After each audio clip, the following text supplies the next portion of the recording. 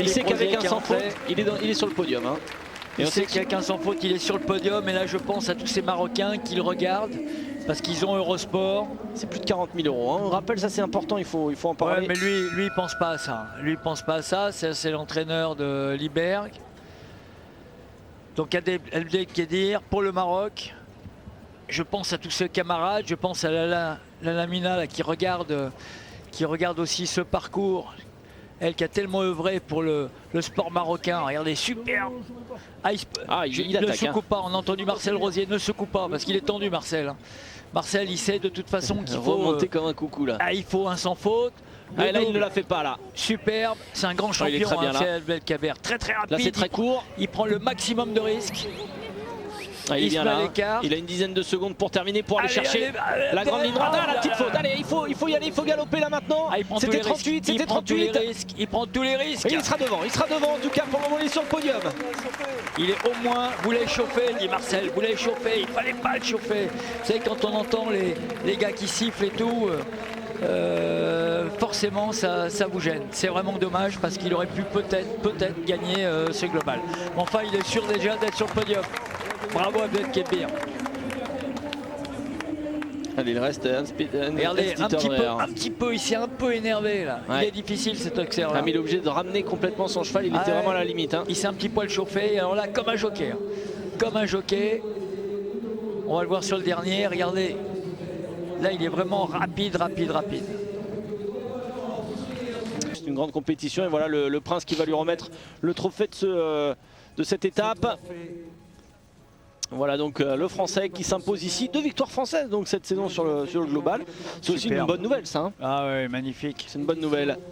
Voilà donc Kevin Stott. Ça fait du bien parce que Kevin. Et donc là, très belle place pour Andy Terdreher. Très connu en Allemagne, très connu. Et regardez, il attend aussi une ovation pour le cavalier marocain. Oui, on espère. En tout cas, c'est une énorme surprise hein, de le voir à cette place-là. Déjà depuis quelques années, mais depuis 2-3 ans, il travaille sous la houlette de Marcel Rosier. Il sait que quand Fruitier est un petit peu dissipé. Il fait des tours là. Il a préféré descendre. Ça aussi, hein, c'est une consécration pour lui. Hein. Il va s'en rappeler.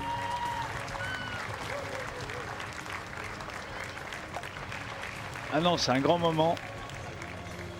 Un podium fantastique, un podium pour les joueurs de polo.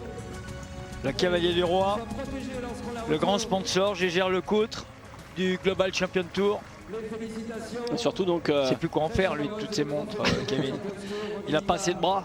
Pensez que le roi aussi hein, du Maroc a pu voir cette performance, goûtera cette performance en tout cas. Ah bah il l'appréciera, attendez, c'est un grand amateur de chevaux. Et de le voir à ce niveau-là, c'est vraiment une consécration.